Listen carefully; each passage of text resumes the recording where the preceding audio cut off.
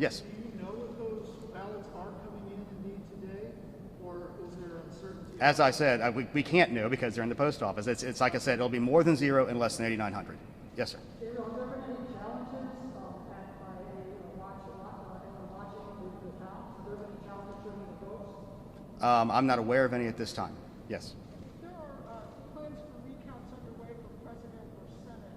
Will that affect which race you choose for the risk limiting audit? Here's the situation. The risk limiting audit has to be done before there is a recount anyway, so no, that shouldn't really have an effect on that. And to clear up one thing, I want to make sure everybody understands. The law in Georgia is that the candidates must be within 0.5% of each other in order to have a recount. So I'm hearing speculation potentially about a recount in the United States Senate race involving Mr. Ossoff and Senator Perdue. That margin is so wide with the amount of available ballots out right now, there's no way the two of them could probably get to the 0.5 point each. I mean, potentially they could, but it's very unlikely. So it would probably only be for president. Yeah, Emil. What is the physical recount? What would that look like? Is that scanning all the ballots through the machines again? You're going to let me get into my fun geek time now to go over the SEB rules that we outlined when we passed this law. This is the way it's going to work. As I mentioned to y'all yesterday, the Secretary directed that we procure in the original procurement the high-speed ICCs, which are the high-capacity, high-speed scanners that will be used at the central offices for this recount. Now, how we're going to do that is we're going to take a deck of ballots. We're going to have this hand-counted going by what is written on the human-readable portion of that, or the readable portion of that. It'll tally those, and we'll get a count, write it down. We will then run those through the scanners, and they ought to match. And once we validate that that scanner is scanning properly, we will then be scanning every single ballot again on the central scanners. Like I said, we're making estimates of time. We don't know. Like I said, I'm hoping there's some time when our elections workers will get some sleep, because it's going to be a high-stress thing, because again, the eyes of the world are upon them. But that's the essential outline of how it works. There's other details of how you handle it, but that's the basics. I've heard from Yes. some voters about an issue where they showed up on Tuesday and they were told they had already been voted. Are you aware of that issue and what might have caused it? We are aware that there's a couple of places where we've heard about it potentially happening. We don't know exactly why yet. It could be a simple thing as on the poll pad it searches first name, last name, and date of birth. So they could have been looking at the wrong person, not realizing it immediately, because like I said, the poll workers are human. And human beings are involved at all this level, so there can be errors in those, but we are obviously looking into it with the vendor to see if there's anything that can be discovered about why that might have happened. Anybody else? Yes, sir. You again?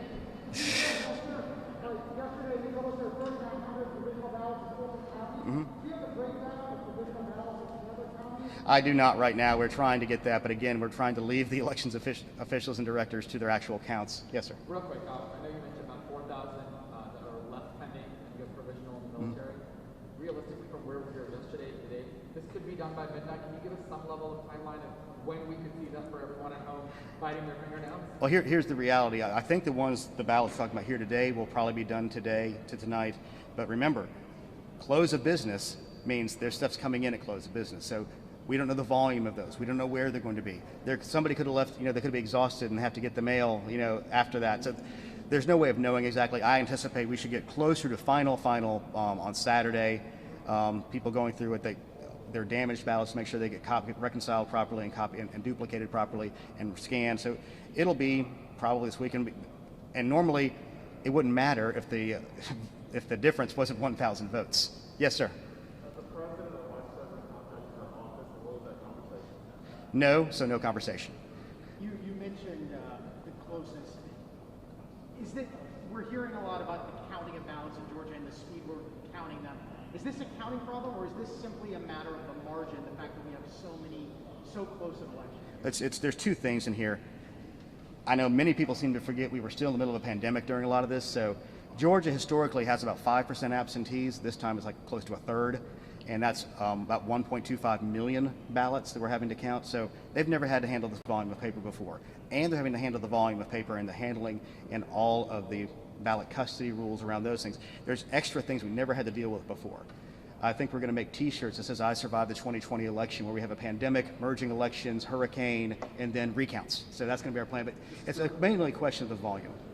Yes, sir. Thanks for doing these conferences. They've been really helpful. Just to could you reiterate, you think that all of the ballots will be counted up by the end of the weekend? That's what you're thinking? again, we can't know what's happening in all 159 counties. The only state with more counties than us is Texas. So we anticipate most of it will be, and the problem is they could find a couple things. We're doing the reconciliations. That's why you have certification, to get to that final number.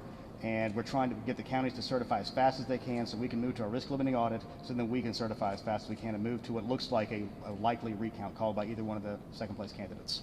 Has any county that is still counting requested more either equipment or technical assistance throughout this week? There was in Chatham County, they wanted to have one more adjudication server, and that was supplied. I have a question about Yes. military ballots. So there's roughly about 9,000. Have any military ballots come in? About 17,000. About 17,000 have already, and those 17,000 are already included in the counts we have. Yes, sir. I'll come back in a second. Just one more time for clarity. You talked about 4,169 that are still out there. Can you go over county by county one more time so we have a clear understanding? You just want to see me get that computer back out again? Yes. All right. Give me a second. And to be clear, these are absentee ballots that remain to be counted. We do not have numbers on professional and military. Correct, except for there are 400 election day ballots that are included in the Gwinnett totals. So that's the only other difference in that. All right, so let's start from the top. Cherokee, 150. Cobb, 75. Floyd, 444. Gwinnett, approximately 3,500. And for a total of 4,169. Absentee. Absentee, except for the 400 of the ones in Gwinnett that were a part of the early voting that they had to rescan. Okay. All right. Anybody got anything else? I got one more question. All right, there you go. Sorry. Can you talk about whether or not an investigation has been opened by your office into this question of the water leak at State Home? Is there an investigation of that going on right now? Not that I'm aware of. I mean, and let me, I'm going to put some clarity to this because we have some more information about it. It wasn't a water main break. What it was during the off season and during the pandemic, they shut off the toilets. And they were turned off, and there was a leak that got around one of the edges of the shutoff valves. And over time, and it's just kind of like we said, we got hit with a hurricane. I mean, I'm going to add a water leak to the T-shirt, I think, on the surviving election 2020. All right, anything else? All right, thank you. Oh. Issue of investigations. Yeah. Since you guys are investigating anything that has credible merit, are we talking about dozens, hundreds? How many investigations? I really couldn't say right now, because there's different levels of investigations. You do the phone calls to make sure there's any credibility, then you're like, yes, there's credibility, then there's a real investigation. So I'm not going to parse through that. Obviously, we're getting stuff. And, if you look on Facebook and Twitter, obviously there's millions of problems all across the country. If somebody has a credible complaint and they have some kind of evidence or some kind of trail to an evidence, they can give our office a call. And if they're in another state, give your state office a call, because we want to make sure we protect the integrity of the ballot, because that's the way you're going to build faith back in the system that the outcome of the election is correct. Thanks a lot, y'all. Thank you. Thank you. Thank you.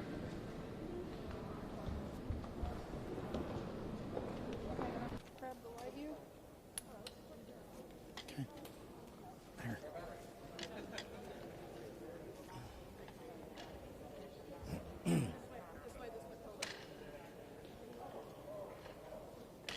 Yeah, set it down right there.